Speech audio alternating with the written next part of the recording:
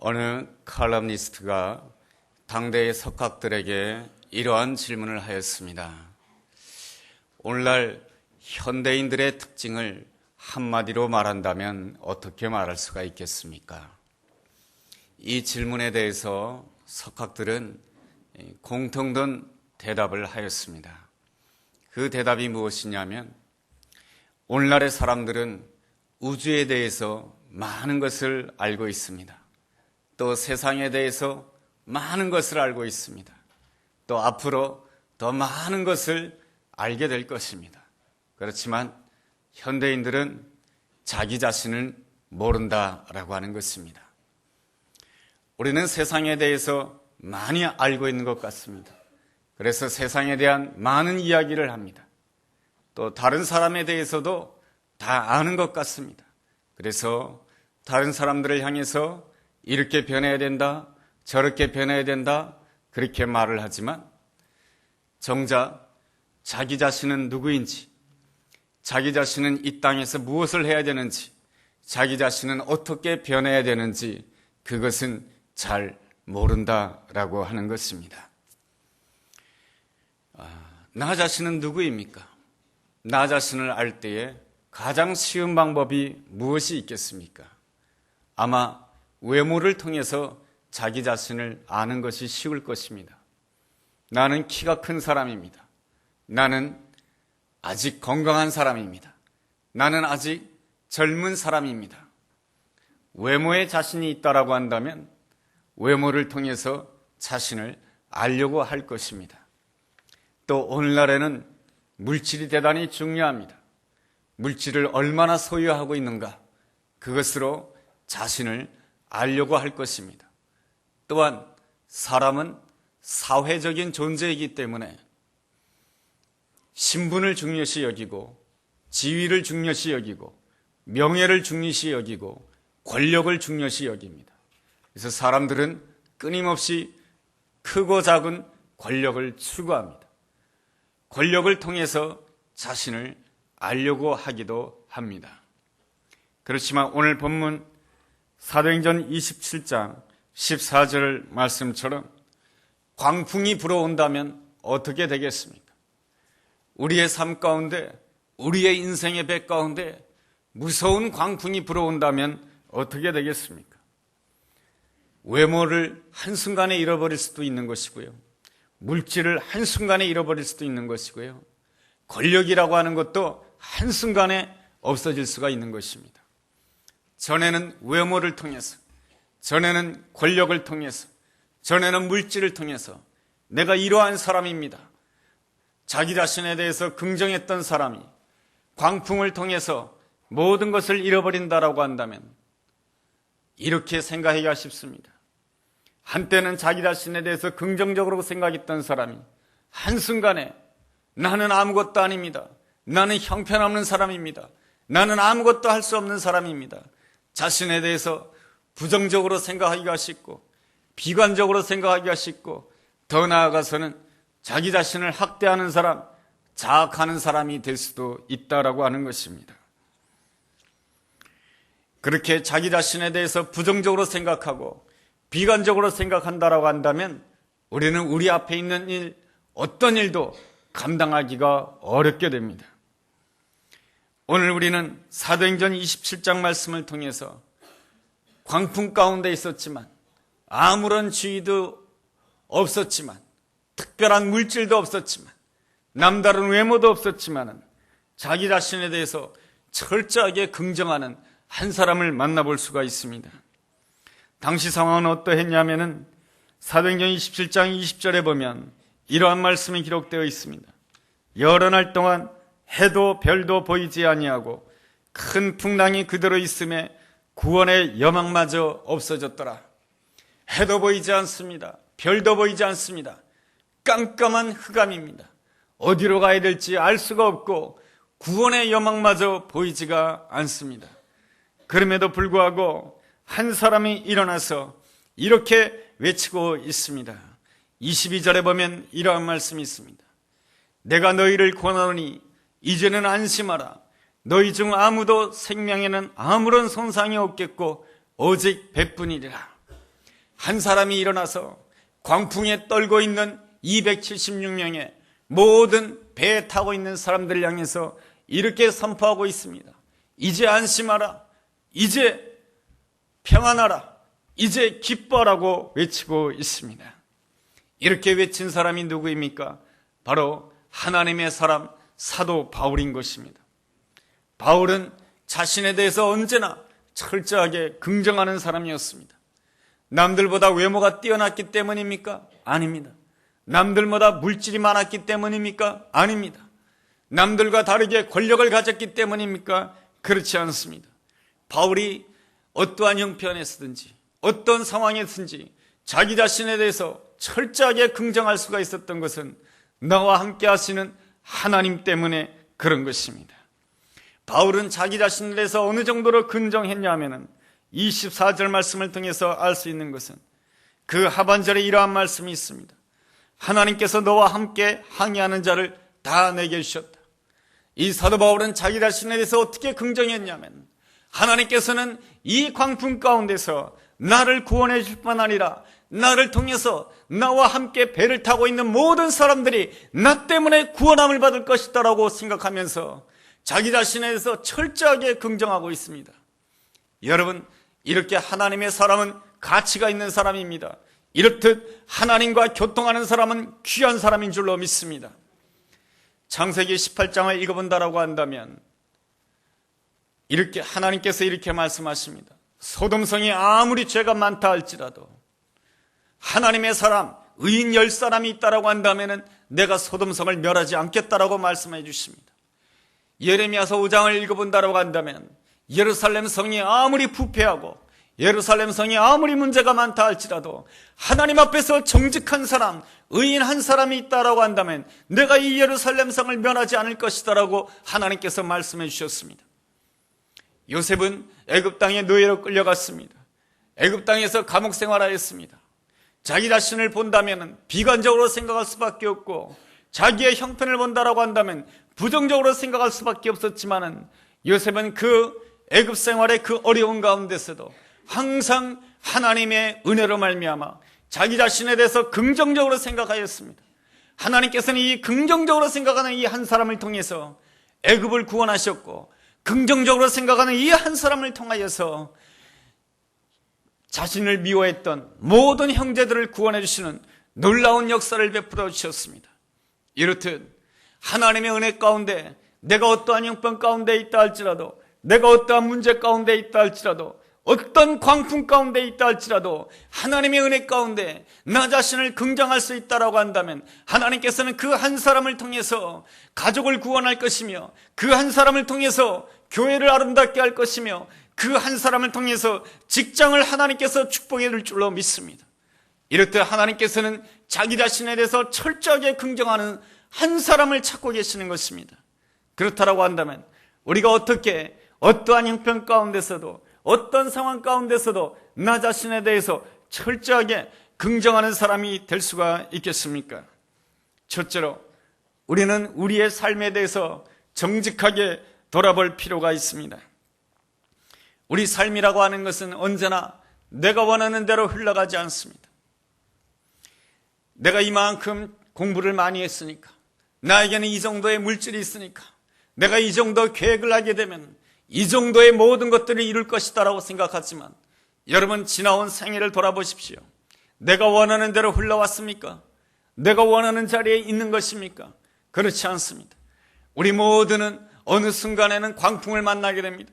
어느 순간에는 쓰나미를 만나게 되고 어느 순간에는 내가 생각지도 못했던 그 어려움을 만나게 됨으로 인해서 나의 삶이라고 하는 것은 어느 순간에 쫓겨가는 인생이 되고 나의 삶이라고 하는 것은 어느 순간에 내가 원하지 않는 방향으로 흘러가게 되는 것이 바로 우리의 삶이다라고 하는 것입니다. 그렇다라고 한다면 하나님께서는 우리의 삶 가운데 왜 그러한 광풍을 허락하시는 것입니까? 그 광풍 뒤에는 하나님의 귀중한 섭리가 있는 줄로 믿습니다. 우리가 광풍에 처하게 되었을 때 우리가 해야 될 가장 중요한 일이 있습니다. 그것은 바로 내 인생의 무거운 짐을 주님 앞에 내려놓는 것이 필요하다라고 하는 것입니다. 우리 주님께서는 말씀해 주십니다. 우리를 향해서 수고하고 무거운 짐진 자들아 다 내게로 오라. 내게서 쉬라고 말씀해 주십니다. 오늘 18절 말씀에서도 광풍을 만나게 되었을 때 그 배는 무엇을 할 수밖에 없었습니까? 그 배에서 짐을 내릴 수밖에 없었던 것입니다. 18절에 보면은 짐을 바다에 풀어버리게 되고 19절에 되니까 풍랑 사흘째 된 날에는 배의 기구들까지 그 배에서 다 버리게 될 수밖에 없는 것입니다. 때때로는 나에게 필요하다고 생각했던 그 모든 것들, 우리는 하나님 앞에서 돌아볼 필요가 있는 것입니다. 광풍을 만나게 되었을 때 내가 버려야 될 것이 무엇인지를 우리 자신을 돌아볼 필요가 있다라고 하는 것입니다. 우리가 정말로 버려야 될 것이 무엇입니까? 사람마다 다를 것입니다. 그렇지만은 사람들에게 공통적으로 버려야 될 가장 중요한 것이 있습니다. 그것은 바로 자기 의로움이라고 하는 것입니다. 자기 당당함이라고 하는 것입니다. 우리는 자기의 의로움을 통해서 계속해서 내 옆에 사람들로부터 인정받고 싶어하는 마음을 가지고 있습니다. 이러한 것들이 항상 우리의 삶에 더 큰 풍랑, 더 큰 문제를 일으키는 것입니다. 탕자의 비유에서 탕자가 집으로 돌아오게 됩니다. 그러자 아버지가 돌아온 탕자를 위해서 잔치를 베풀게 됩니다. 잔치를 베풀고 있을 때 한 사람은 그것에 대해서 상당히 분노하는 마음을 가지게 됩니다. 큰아들이었습니다. 큰아들은 잔치를 베푸는 아버지의 모습을 보고 형의 모습을, 동생의 모습을 보면서 이렇게 생각을 하게 됩니다.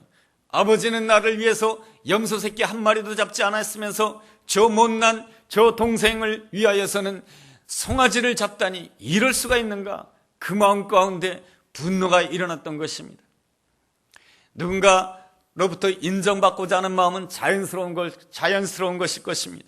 그렇지만은 자기의 의로움이 강하게 될 때, 자기의 의로움을 통해서 내가 이 날 때까지 아버지를 위해서 수고했는데 그 자기의 의로움을 통해서 인정받고자 했을 때에 그 인정받고자 하는 그 마음 뒤에는 반드시 무엇이 따라오게 되냐면 섭섭한 마음, 분노의 마음이 따라오게 되어 있다라고 하는 것입니다. 그리고 또한 그 큰아들의 마음 가운데는 어떠한 마음이 있습니까? 동생과 자신을 비교하는 마음이 있었습니다. 동생은 형편없다고 생각했고 나는 대단하다고 생각하였습니다. 그리고 그 마음 가운데는 동생을 판단하고 정죄하는 마음이 있었습니다. 저 동생은 아버지의 아들이 될 수 없다라고 생각했던 것입니다. 자기 의가 강하면 자기 의를 가지고 내가 사람들로부터 인정받겠다라고 하는 그 마음을 가지게 되면 반드시 내 마음 가운데 세 가지 마음이 자리를 잡게 됩니다. 하나는 무엇입니까?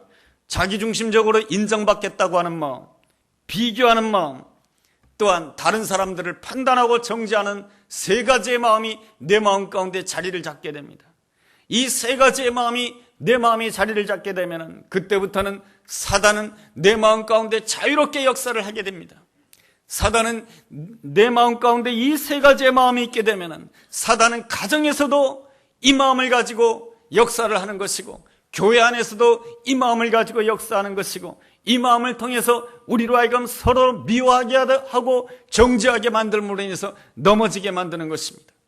사단은 어떠한 방법으로 우리를 넘어지게 하는지 아십니까? 바로 무시하는 몸짓과 무시하는 눈짓과 무시하는 말투를 통해서 넘어지게 만듭니다. 집에 들어왔는데 하루는 아내가 자기를 무시하는 말투를 던지게 됩니다.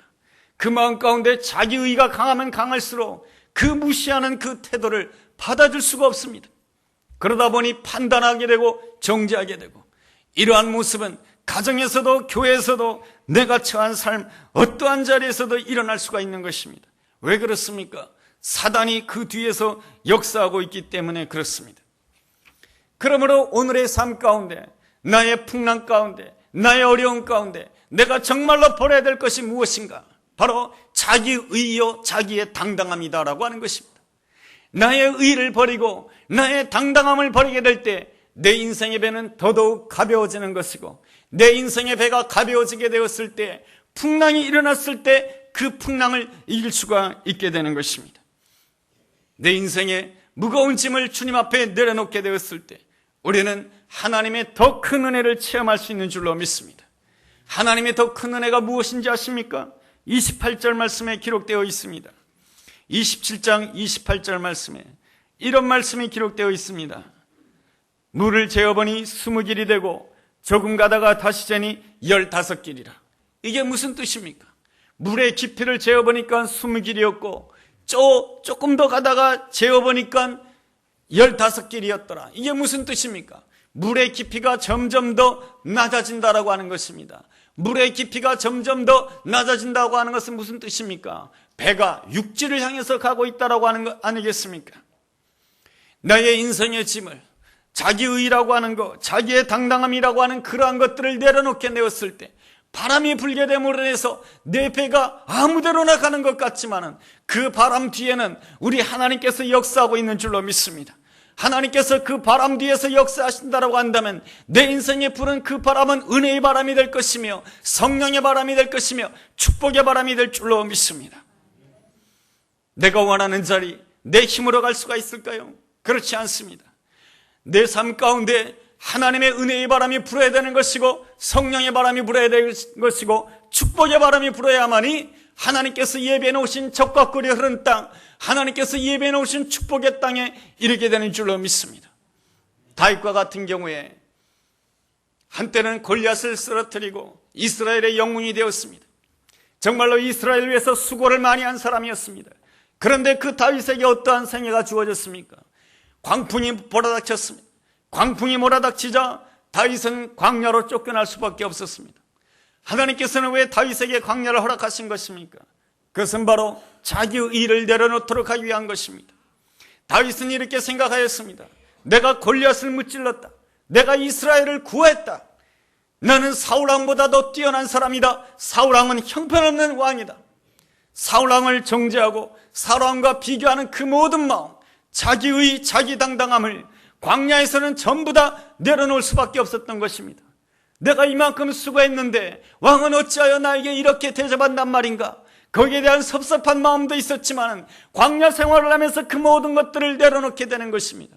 그 모든 것들을 내려놓게 되었을 때 다윗은 무엇으로 사는 사람이 되었습니까? 하나님의 은혜로 사는 사람이 되었던 것입니다. 전에는 골리앗을 무찌름으로 인해서 이스라엘의 영웅이 됨으로 인해서 자기를 긍정했다라고 한다면 광야에서 다윗은 무엇으로 자기를 긍정했습니까? 비록 내가 이 광야의 생활을 하고 있고 나에게는 아무것도 없지만은 하나님의 은혜가 지금 나와 함께 하심에 하나님의 은혜로 말미암아 나 자신을 긍정하게 되었을 때 이 다윗의 삶 가운데는 무엇이 불게 됩니까? 은혜의 바람이 불게 되는 것이고 성령의 바람이 불게 되는 것이고 축복의 바람이 불게 되는 줄로 믿습니다. 이 다윗의 삶 가운데 은혜의 바람이 불게 되었을 때 이 다윗은 자기가 상상할 수 없는 놀라운 자리에 이르게 됩니다. 이 다윗이 스스로 이스라엘의 왕이 될 수가 있었겠습니까? 그렇지 않습니다. 그의 삶 가운데 하나님께서 은혜의 바람을 불어주심으로 인해서 성령의 바람을 불어줬을 때 다윗은 자기가 한 번도 상상할 수 없었던 이스라엘의 통일왕국의 왕이 될 뿐만 아니라 그 다윗의 후손 가운데 자기가 한 번도 생각하지 못했던 메시아 예수 그리스도가 탄생하는 놀라운 삶의 자리, 축복의 삶의 자리에 이르게 된 줄로 믿습니다.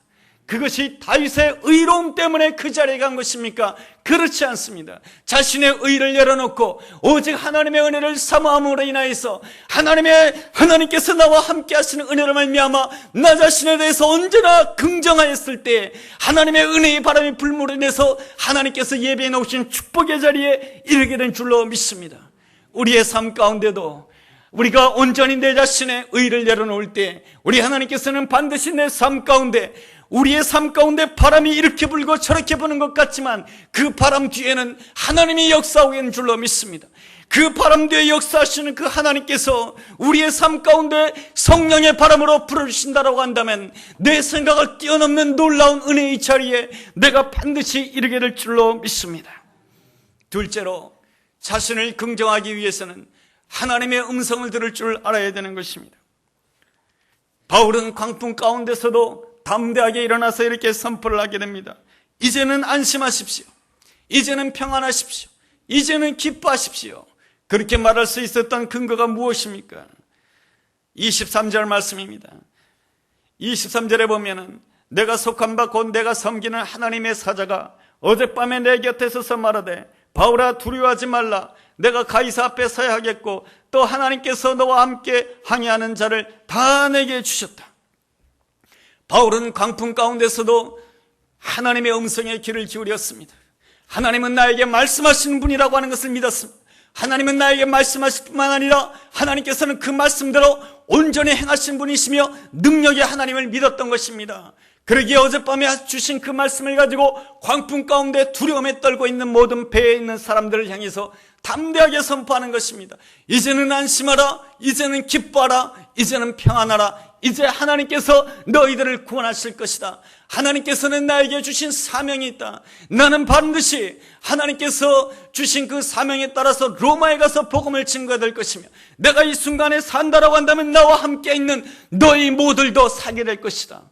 이것이 바로 사도 바울이 담대하게 외치는 목소리며, 그렇게 외칠 수가 있었던 것은 하나님의 음성을 들었기 때문에 그렇습니다. 하나님의 음성을 듣는 것과 하나님의 음성을 듣지 못하는 것과는 상당한 차이가 있습니다. 어떤 목사님께서 비행기를 타셨습니다. 비행기를 타는데 일기가 좋지 않습니다. 기체가 막 흔들립니다. 그리고 승무원들은 다급한 목소리로 안전벨트를 매라고 합니다. 비행기에서 사고 난다라고 하는 것은 무서운 일입니다. 비행기에서 사고 나면 어디 도망갈 데도 없어요. 모든 사람들이 긴장하면서 초조해하면서 어찌할 바를 모르고 있었습니다. 그런데 한쪽 구석에서 청년이 키득키득하면서 웃고 있는 것이었습니다. 아니, 이렇게 위급한 상황에 저 청년은 왜 웃고 있을까? 그 청년은 아이패드를 꺼내놓고 자기가 옛날에 다운받았던 개그 프로, 코미디 프로를 보고 있었던 거예요. 그러니까 비행기가 흔들리든 말든 무엇을 보고 있었던 것입니까? 개그 프로를 보면서 혼자 웃고 있었던 것입니다. 그 모습을 보면서 목사님은 깨달았습니다. 내가 지금 어떤 상황 가운데 있는가? 어떤 문제 가운데 있는가? 그거보다 더 중요한 것은 바로 지금 내가 누구의 음성을 듣고 있는가가 더 중요하다고 하는 것입니다. 그 모습을 보면서 목사님은 깨달았다라고 하는 것입니다. 하나님 죄송합니다. 내가 지금 그 비행기에서 들려오는 소리, 기체가 흔들리는 소리, 밖에서 천둥이 치고 그 비가 쏟아지는 그러한 모습에 내가 사로잡혔습니다. 내가 이 순간에 내가 하나님의 음성을 듣지 못하였습니다. 그 목사님은 그 청년이 아이패드를 보면서 모두가 위급하고 다급해하는 가운데 그 아이패드에 나오는 그 코미디 프로를 통해서 나오는 그 웃기는 소리, 그 소리를 듣고 웃고 있었던 것입니다. 오늘 내가 지금 무슨 소리를 듣고 있습니까? 내가 하나님의 음성을 듣지 못하고 하나님의 음성에 귀 기울이지 못한 거 하나님 용서해 주십시오. 그러면서 하나님 이 순간에 나와 함께하여 주옵소서, 그렇게 기도했다는 것입니다. 하나님께서는 오늘도 성경에서만 말씀하실 뿐만 아니라 오늘도 우리에게 말씀해 주신 줄로 믿습니다. 하나님께서는 오늘 예배를 통해서 여러분에게 말씀해 주시고 설교를 통해서 여러분에게 말씀해 주시고 뿐만 아니라 이 주보에 나와 있는 제목을 통해서도 이제는 안심하라, 이 표현을 통해서도 우리가 하나님의 음성에 귀를 기울이고자 한다면 하나님께서 반드시 나에게 말씀하시고자 하는 바를 내가 들을 수 있는 줄로 믿습니다. 내가 이 마음만 가진다라고 한다면 말이죠, 하나님은 지금 나에게 말씀하시는 분이시며 나는 그 음성을 들을 수 있으며 하나님께서는 그 말씀하신 대로 움직이시고 말씀하신 대로 역사하시는 분이시며 능력의 하나님이다라고 하는 것을 믿는다라고 한다면 나는 오늘 이 순간에 하나님의 음성을 들을 수가 있는 것입니다. 하나님의 음성을 듣는다고 하는 것은 얼마나 소중한 것인지 모릅니다. 과거 우리나라 탄광에서 있었던 일입니다. 하루는 탄광이 무너졌습니다. 그런데 공교롭게도 이 두 패로 나눠지게 되었습니다. 그래서 구조대가 열심히 구했는데 똑같은 시간에 들어가서 구조를 해주었는데 한쪽은 다 죽어 있었고 한쪽은 다 살아 있었습니다. 똑같은 시간에 들어갔는데 어떻게 한쪽은 죽고 한쪽은 살아 있었을까? 한쪽에는 전화기가 있었고 한쪽에는 전화기가 없었던 것입니다. 전화기가 있었던 그 갱에서는 계속해서 밖과 연락을 했던 것입니다.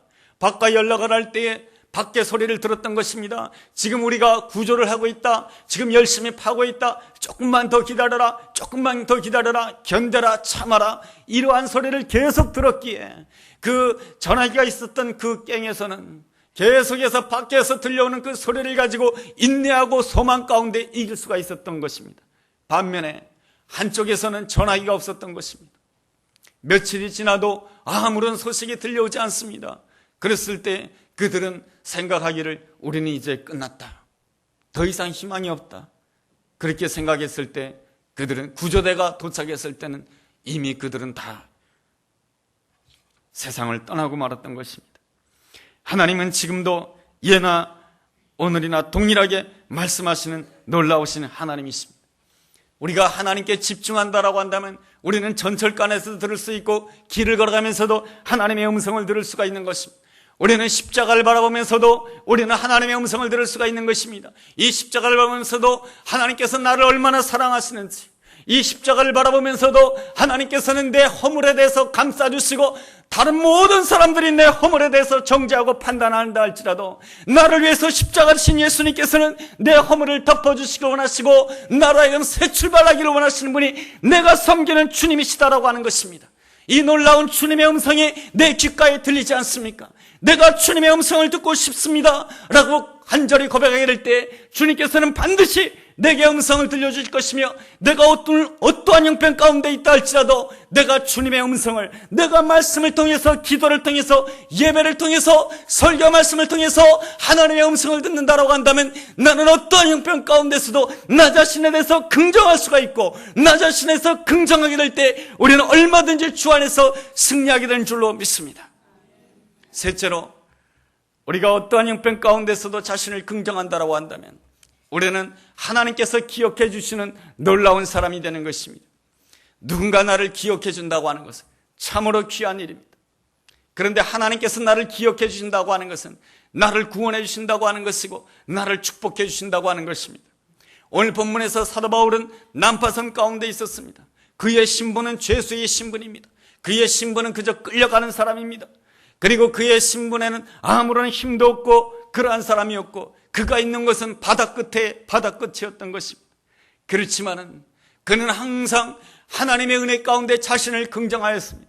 하나님께서 나와 함께 해주십니다. 내가 저 로마에 가서 복음을 전하기 전까지 나는 결단코 죽지 않을 것입니다. 하나님이 주신 그 사명을 가지고 자기 자신을 늘 긍정하였던 것입니다. 자기 자신을 긍정했던 사람, 하나님께서 기억해 주셨습니다. 하나님께서 기억해 주셨을 때 어떠한 일이 일어났습니까? 사도 바울만 구원될 뿐만 아니라 사도 바울과 함께 있었던 276명의 생명까지도 다 구원함을 받는 놀라운 역사가 일어났습니다. 그러므로 우리는 날마다 주 안에서 나 자신에 대해서 긍정해야 될 줄로 믿습니다.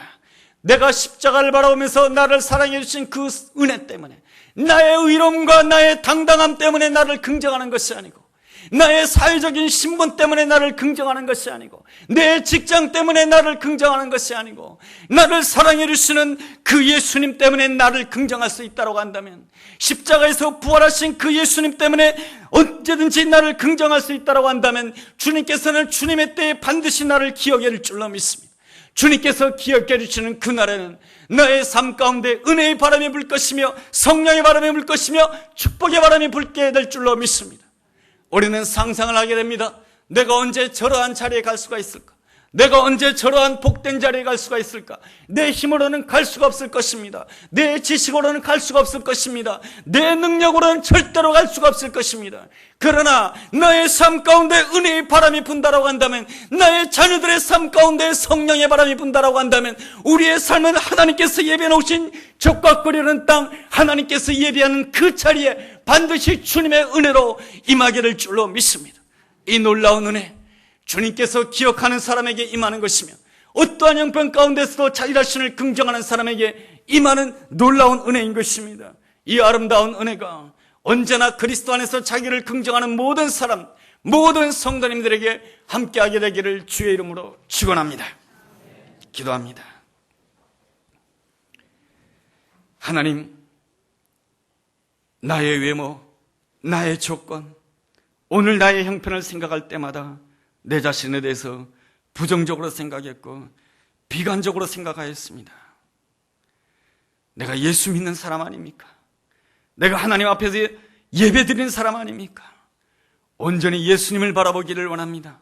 나를 위해서 십자가를 지신 주님, 나를 위해서 부활하신 예수님을 바라보며 날마다 예수 안에서 나를 긍정하게 하여 주옵소서.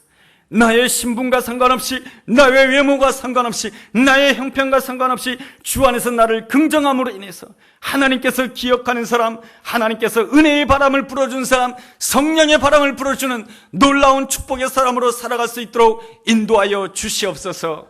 예수님의 이름으로 기도했습니다. 아멘.